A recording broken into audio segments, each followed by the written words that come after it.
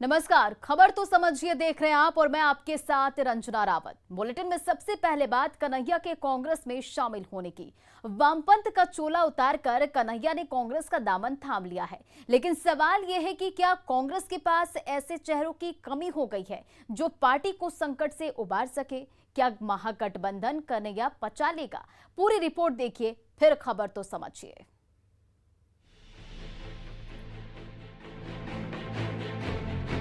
राहुल गांधी की मौजूदगी में कन्हैया ने कांग्रेस का दामन थाम लिया। लगातार जनाधार खो रही कांग्रेस ने उस कन्हैया को साथ ले लिया जिस कन्हैया पर देशद्रोही नारे लगाने का आरोप है। लेकिन मरता क्या न करता, इस भाव से कलह के भंवर में डूबती कांग्रेस ने कन्हैया के लिए बाहें फैला दी। पार्टी में शामिल होते ही राहुल गांधी ने कन्हैया को संविधान की किताब भेंट की। मतलब कहीं न कहीं कांग्रेस को भी ऐसा लगता है कि कन्हैया को बाबा साहेब के बनाए संविधान पर यकीन नहीं है। कल तक वामपंथ का झंडा ढोने वाले कन्हैया को भी एहसास है कि कांग्रेस डूबती हुई नाव है।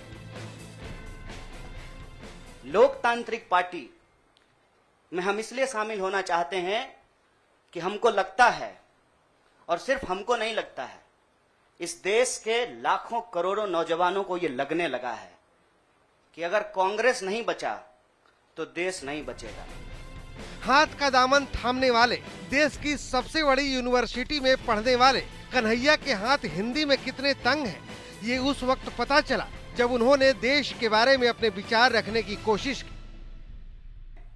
कि आप व्यक्ति को कुचल सकते हैं, विचारों को नहीं।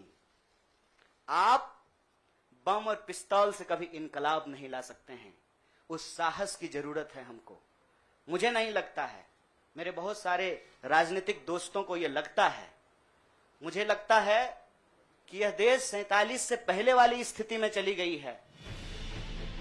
दरअसल डूबती कांग्रेस खुद को खड़ा करने के लिए हर वो कवायद कर रही है जो उसके तेवर को बढ़ाने की बजाय उसकी ताकत को कम करेगी। कन्हैया उसी का नया नजीर है, क्योंकि ऐसा लगता है कि भारत को तोड़ने वाली ताकतों के लिए कांग्रेस शरणस्थली बनती जा रही है। Bureau report, news 18 network. सवाल जरूर कीजिएगा। लोकतांत्रिक पार्टी में हम इसलिए शामिल होना चाहते हैं कि हमको लगता है, और सिर्फ हमको नहीं लगता है, इस देश के लाखों करोड़ों नौजवानों को यह लगने लगा है कि अगर कांग्रेस नहीं बचा तो देश नहीं बचेगा। चलिए अब इस खबर को समझिए। दरअसल कन्हैया कुमार 2016 में जेएनयू में हुई कथित देश विरोधी नारेबाजी से पहली बार चर्चा में आए थे। एक वीडियो सामने आई थी जिसमें देश विरोधी नारे लगाए जा रहे थे। विवाद के वक्त कन्हैया कुमार जेएनयू में छात्र संघ के अध्यक्ष थे और फिर 2019 में लोकसभा चुनाव में पहले वे सीपीआई में शामिल हो गए थे। उन्होंने बेगूसराय से लोकसभा चुनाव लड़ा, लेकिन बीजेपी के गिरिराज सिंह से हार गए। गिरिराज सिंह ने उन्हें 4,22,000 वोट के बड़े अंतर से हराया। इसके बाद से पार्टी में उनको तरजीह देना कम कर दिया गया। चलिए बढ़ते आगे। दरअसल कन्हैया कुमार और कांग्रेस दोनों को एक दूसरे की जरूरत है। तस्वीरों में भी आप देख सकते हैं कि दिल्ली में कन्हैया कुमार को कांग्रेस में शामिल होने के मौके पर बिहार कांग्रेस के अध्यक्ष मदन मोहन झा खुद मौजूद थे। उनके बगल में वीरेंद्र सिंह राठौर भी मौजूद हैं, जो कांग्रेस के राष्ट्रीय सचिव भी हैं और बिहार प्रभारी हैं। मतलब बिहार कांग्रेस को कन्हैया से बड़ी उम्मीद नजर आ रही है। हम ये बात इसलिए कह रहे हैं कि दोनों को एक दूसरे की जरूरत है, क्योंकि कन्हैया का भाजपा से दूर होते जाने और कांग्रेस की राह पकड़ने से कई कारण हैं। सबसे बड़ी वजह है कि बिहार में भाजपा का छोटा दायरा होता और कन्हैया की सियासी महत्वाकांक्षा है।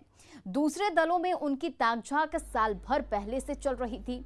कन्हैया के व्यवहार के चलते हैदराबाद में भाजपा की राष्ट्रीय कमेटी ने कन्हैया के खिलाफ निंदा प्रस्ताव पारित किया था। भाकपा में इसे बड़ी सजा मानी जाती है। इधर बिहार कांग्रेस को भी एक ऐसे युवा चेहरे की तलाश थी जो उसे कम से कम रेस में शामिल करा सके। पिछले 1.5 दशकों से ये बात साफ हो चुकी थी कि कांग्रेस अपने बूते चुनाव में करिश्मा नहीं कर सकती।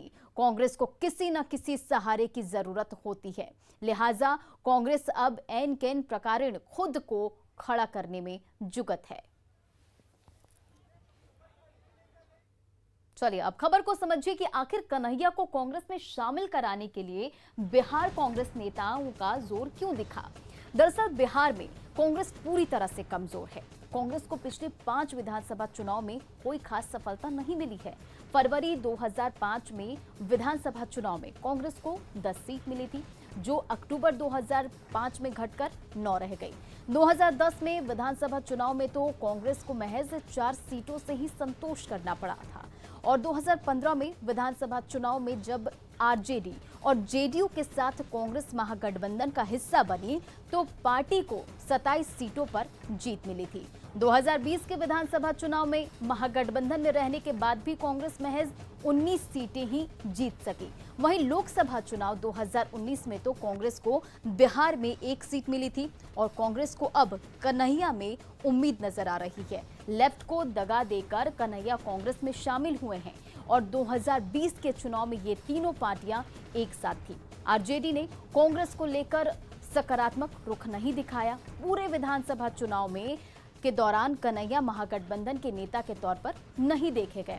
आज आरजेडी की ओर से कन्हैया को लेकर बड़ा बयान भी सामने आया। मतलब कन्हैया की एंट्री महागठबंधन में खटास पैदा कर सकती है, ऐसी संभावना है। सवाल है कि क्या अब आरजेडी को रास आएगा कन्हैया। उधर कांग्रेस के मनीष तिवारी ने भी ट्वीट के जरिए अपनी भड़ास निकाली है और अब देखना होगा कि आगे क्या होता है। चलिए बढ़ते अपनी अगली खबर की ओर। कांग्रेस का हाथ पकड़ने से पहले कन्हैया कुमार उस वक्त विवादों में आ गए जब उन्होंने सीपीआई ऑफिस में एयर कंडीशन निकलवा ली। बताया जा रहा है कि पटना में सीपीआई ऑफिस अजय भवन में कन्हैया ने ही एसी लगवाया था, जिसे वो निकाल कर ले गए।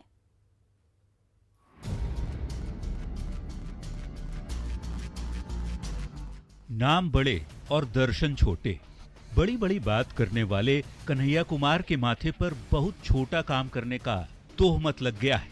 बताया जा रहा है कि सीपीआई छोड़कर कांग्रेस का हाथ थामने के पहले कन्हैया ने पटना के पार्टी दफ्तर से वो एसी भी निकलवा ली जो उन्होंने अपने पैसे से पार्टी दफ्तर के अपने कमरे में लगवाई थी। यही वो कमरा है जहां कन्हैया का, जहां पे एसी लगा हुआ था और इसी में वो अपने समर्थकों के साथ, अपने लोगों के साथ जो है वो बैठते थे। लेकिन आपको बता दूं कि ये ताला जो है, ताले की चाबी अभी भी पार्टी ऑफिस के पास नहीं है। एसी ले गए और साथ में इसकी चाबी भी जो है उनके लोगों के पास ही है। आप जरा देखिए कि यहाँ पे जो एसी का जो कनेक्शन है उसके तार जो है वो काटे गए हैं।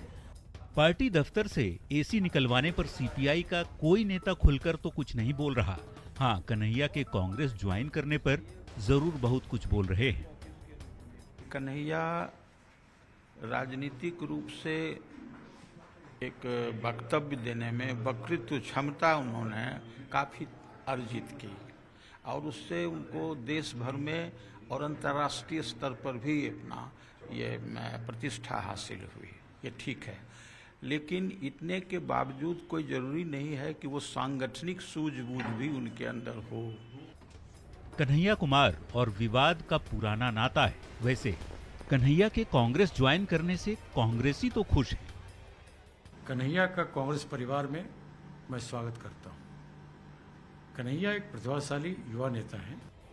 बेगूसराय से चुनाव हारने वाले कन्हैया कुमार को लेकर कांग्रेसी चाहे जो ख्वाब देख ले, बिहार की बाकी पार्टियों के नेताओं को नहीं लगता कि कन्हैया के आने या जाने से कोई फर्क पड़ेगा।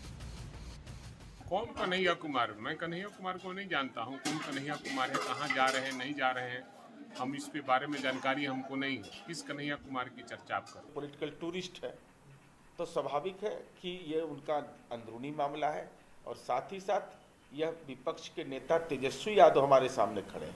बाकी कौन पार्टी किस रूप में है वो तो उनके पीछे खड़ी है। राज्य की जनता लोगों के राजनीतिक महत्वाकांक्षाओं को पूरा करने के लिए नहीं, राज्य के विकास के लिए राजनीतिज्ञों को अपना समर्थन देती है।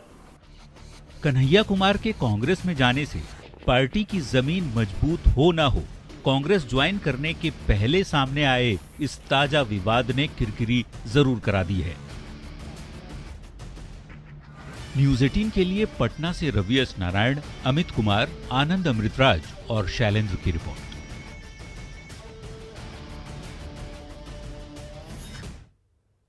और अब बात सियासत की। बिहार में विधानसभा की 2 खाली सीटों पर उपचुनाव की घोषणा होने के साथ ही सियासी रण छिड़ गया है।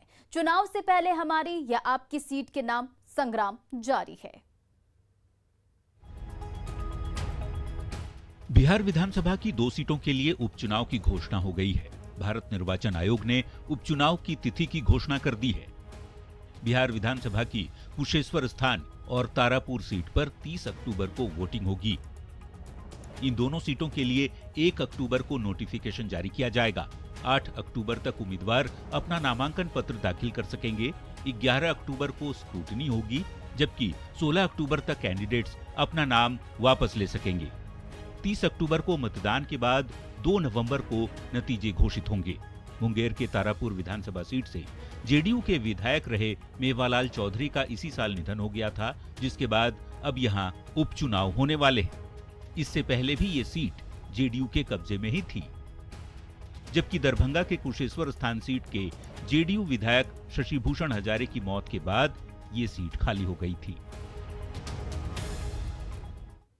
चलिए अब खबर तो समझिए कि 2 सीटों पर उपचुनाव क्यों हो रहे हैं।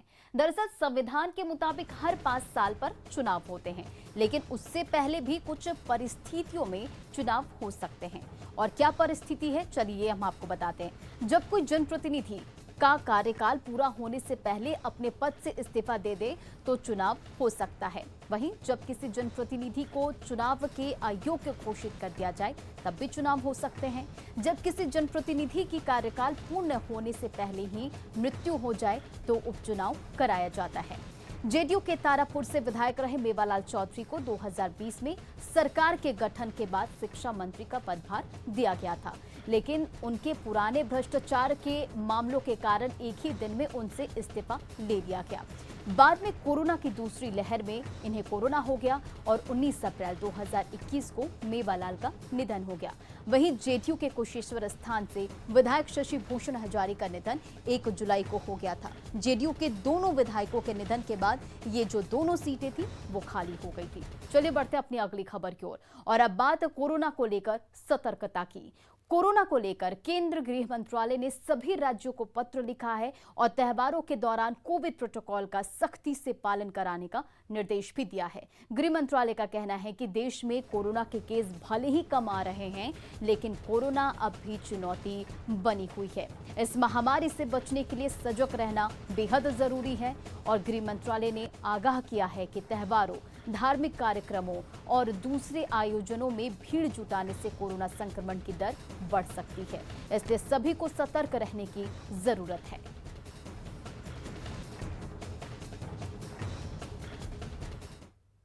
चलिए अब खबर को समझिए। दरअसल आने वाले दिनों में कई त्योहार हैं और त्योहारों के दिन में लोगों की जो आवाजाही बढ़ जाती है और बाहर से आने वाले लोगों में संक्रमण का खतरा होता है, जिस वजह से जो मामले हैं कोरोना संक्रमण के जो मामले वो बढ़ सकते हैं।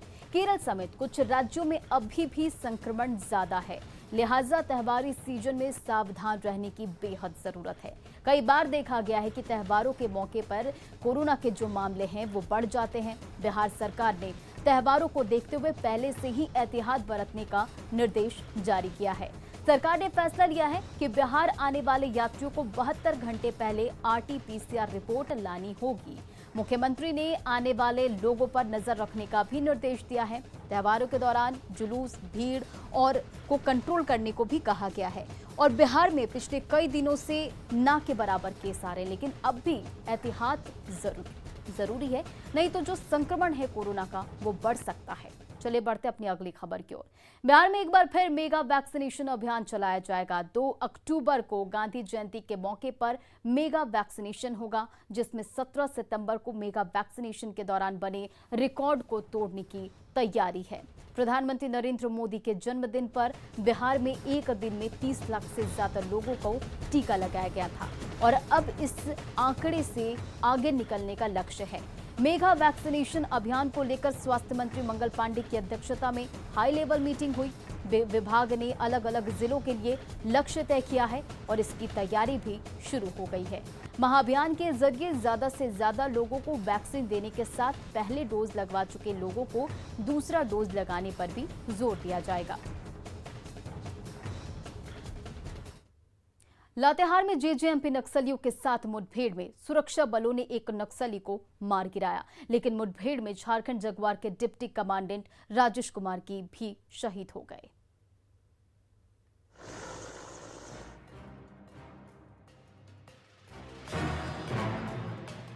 लाल आतंक के खात्मे के खिलाफ अभियान चला रही पुलिस की लातेहार में जेजेएमपी नक्सलियों से मुठभेड़ हो गई।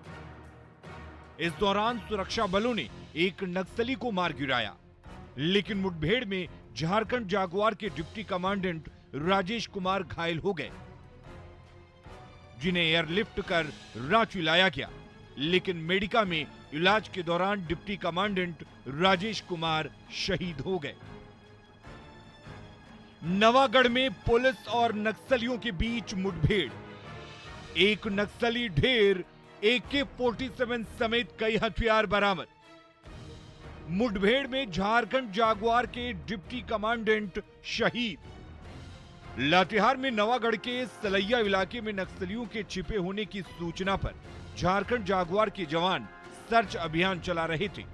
इसी दौरान नक्सलियों ने गोलीबारी शुरू कर दी, जिसके जवाब में लातेहार पुलिस और जागुआर के जवानों ने भी मोर्चा संभाला और एक नक्सली को मार गिराया, जिसके बाद सर्च ऑपरेशन में मौके से AK-47 समेत कई हथियार मिले हैं, लेकिन इस दौरान नक्सलियों की गोली जागुआर के डिप्टी कमांडेंट राजेश कुमार को लग गई, जिन्हें तत्काल एयरलिफ्ट कर रांची लाया गया।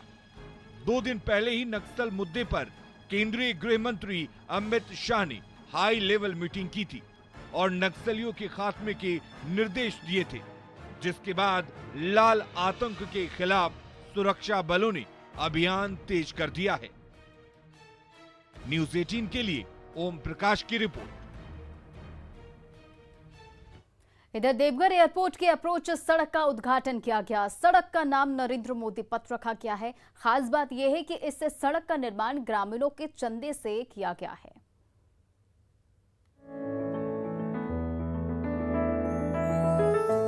ये सड़क ग्रामीणों के जज्बे और दृढ़ इच्छा शक्ति का प्रतीक है, जिसका नाम देश के प्रधानमंत्री नरेंद्र मोदी के नाम पर रखा गया है।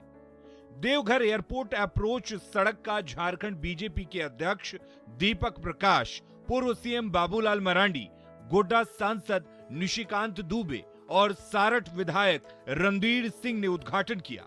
सड़क का नाम नरेंद्र मोदी पथ रखा गया है। खास बात यह है कि इस सड़क का निर्माण ग्रामीणों के चंदे से किया गया है, जिसमें गोड्डा सांसद निशिकांत दुबे की अहम भूमिका रही है। निशिकांत दुबे ने नरेंद्र मोदी पथ को सरकार के मुंह पर करारा तमाचा बताया है। ये दिखाता है कि जनता यदि चाह ले तो सरकार का कोई बहुत मतलब नहीं। सरकार अपने श्रमदान से भी कहीं भी कुछ भी कर सकता है, और ये रोड बनकर जो है सरकार के मुंह पर तमाचा है। महिला विरोधी है, किसान विरोधी है, आदिवासी विरोधी है और रोजगार विरोधी सरकार है। सारठ विधायक रणधीर सिंह ने भी नरेंद्र मोदी पथ के लोकार्पण के बहाने हेमंत सोरेन सरकार पर निशाना साधा है। साथ ही उन्होंने देवघर एयरपोर्ट के जल्द शुरू होने का दावा किया है। नहीं, सरकार का चाहती तो फाइल को लटका के नहीं रखती, 1 साल तक फाइल को लटका के रखी और एयरपोर्ट रोड की एयरपोर्ट का काम रुका हुआ था, एयरपोर्ट बनकर तैयार हो गई। अब आने वाले समय में इसका जल्द उद्घाटन होगा और यहाँ से लोग उड़ान भर पाएंगे और देश विदेश से लोग यहाँ पे बाबा का दर्शन करने के लिए आ पाएंगे और यहाँ के राज्य का इसको टूरिज्म के माध्यम से राज्य को आय बढ़ेगी और राज्य को लोगों को डेवलपमेंट होगा। अप्रोच सड़क के निर्माण के लिए 2 करोड़ 15 लाख का चंदा जमा हुआ था, जिससे 350 मीटर की सड़क बनी है। गोड्डा से संवाददाता गौरव की रिपोर्ट।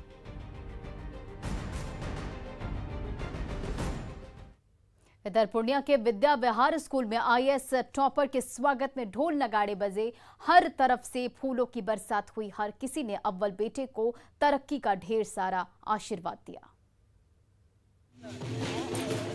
ढोल और नगाड़ों का शोर जोर शोर से गूंज रहा है। हर तरफ से फूलों की बरसात हो रही है और उस सपूत की आरती उतारने के लिए हर कोई उमड़ पड़ा है, जिसने अपनी प्रतिभा से एक बार फिर बिहार का नाम पूरे देश में रोशन कर दिखाया।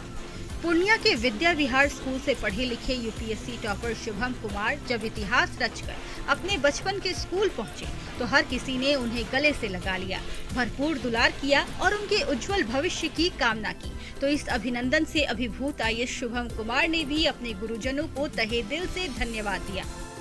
विद्या विहार स्कूल से 2012 में मैट्रिक करने वाले 2 छात्र शुभम कुमार और कुमार निशांत विवेक एक साथ पिछले साल ही यूपीएससी में चुने गए थे, लेकिन तब उनकी रैंक 290 आई थी। इससे वो संतुष्ट नहीं थे। उन्होंने कड़ी मेहनत की और दोबारा एग्जाम दिया। नतीजा सामने है, वो न सिर्फ यूपीएससी में चुने गए बल्कि ऑल इंडिया टॉपर भी बन गए। और फिलहाल इस बुलेटिन में इतना ही। बने रहे आप न्यूज़ 18 बिहार झारखंड के साथ।